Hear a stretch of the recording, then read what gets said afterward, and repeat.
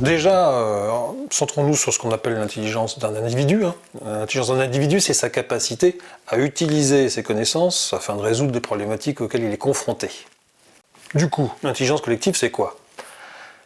C'est l'animation d'un groupe d'individus à résoudre les problématiques auxquelles ce groupe est confronté. J'utilise cette phrase volontairement parce qu'il y a deux choses importantes dans cette phrase. L'animation d'un groupe d'individus et groupe d'individus. On va se focaliser dans un premier temps sur cette notion de groupe d'individus. Pourquoi est-ce que c'est si important pour espérer avoir une intelligence collective au top? Parce que ce que l'on fait naturellement est exactement ce qu'il ne faut pas faire. C'est-à-dire ce qu'on fait naturellement pour plus de 9 managers sur 10, c'est de recruter à son image. Et ainsi, on est tous pareils.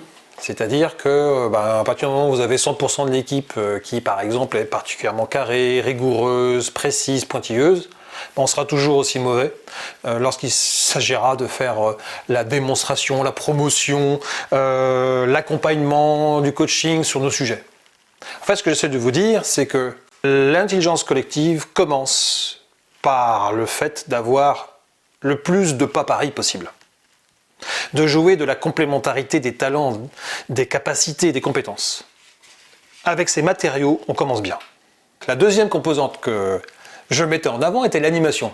Oui, je disais que le bon point de départ, c'est d'avoir une équipe particulièrement diversifiée. Oui, mais si je ne fais rien, je ne vais certainement pas avoir de l'intelligence collective. Pourquoi? Et c'est tous des pas pareils, je vous rappelle. Donc ils ont tout ce qu'il faut pour pas se comprendre. Ils ont tout ce qu'il faut pour passer du temps à essayer de s'ajuster, à essayer de se compléter. En fait, c'est pas du tout naturel. Donc autrement dit, ce qui fait que ces matériaux, ô combien précieux parce qu'ils vont se compléter, vont effectivement m'amener à avoir une incroyable performance collective, c'est que dans ma façon de l'animer, je vais m'appuyer sur des méthodes, des techniques, des outils qui vont accélérer cette complémentarité et inviter favorablement des pas pareils à avoir envie de travailler ensemble.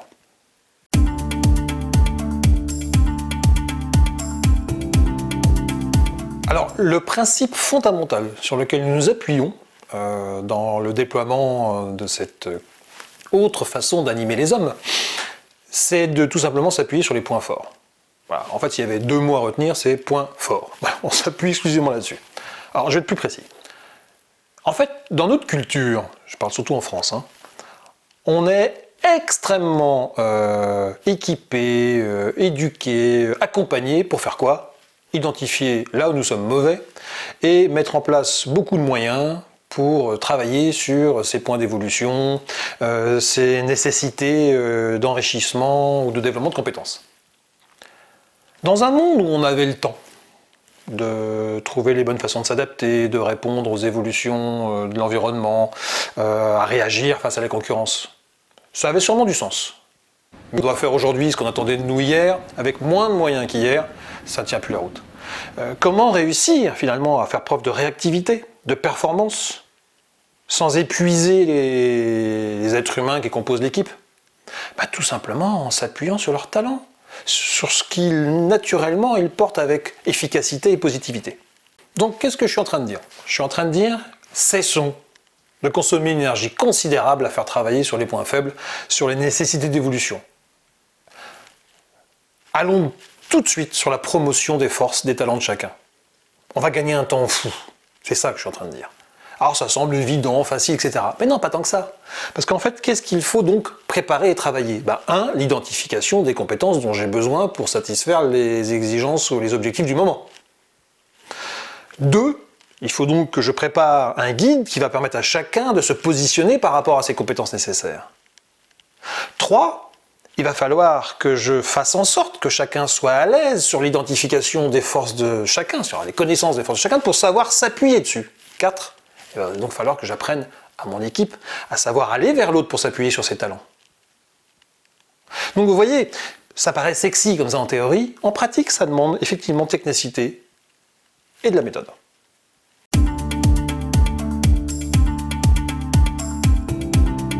Alors depuis 15 ans, oui c'est à peu près 15 ans, qu'on travaille cette approche dans différents environnements, en fait effectivement tout le monde est gagnant. Chaque salarié, l'équipe, l'entreprise, les clients. Alors je vais essayer d'être plus explicite.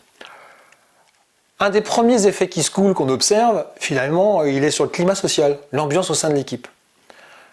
Bah oui, ce que l'autre est, et qui n'est pas moi, que je comprends pas, et que je voyais comme une sorte de contradiction avec mon propre mode de fonctionnement, soudainement, je le vois comme une opportunité.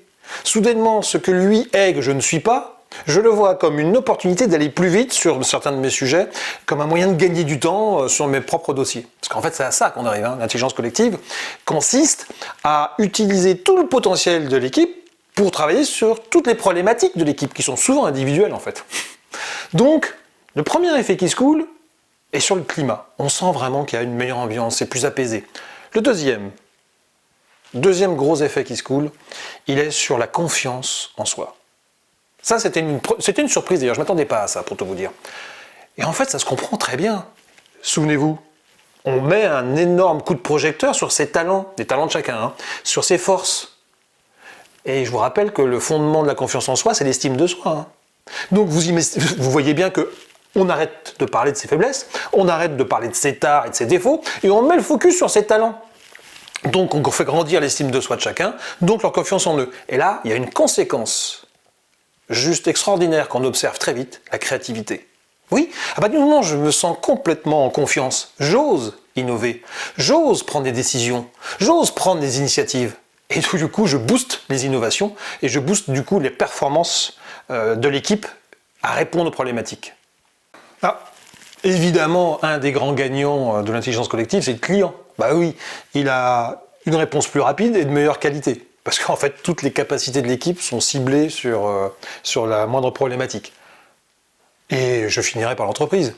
Avec exactement le même coût, les mêmes ressources, la même équipe, il a plus de réactivité et de qualité de réponse pour ses clients, il a plus vite l'atteinte des résultats, il a plus de créativité, donc il peut même avoir des innovations qui peuvent être performantes, notamment financièrement. Bref, on comprend bien que là, l'équipe devient nettement plus rentable.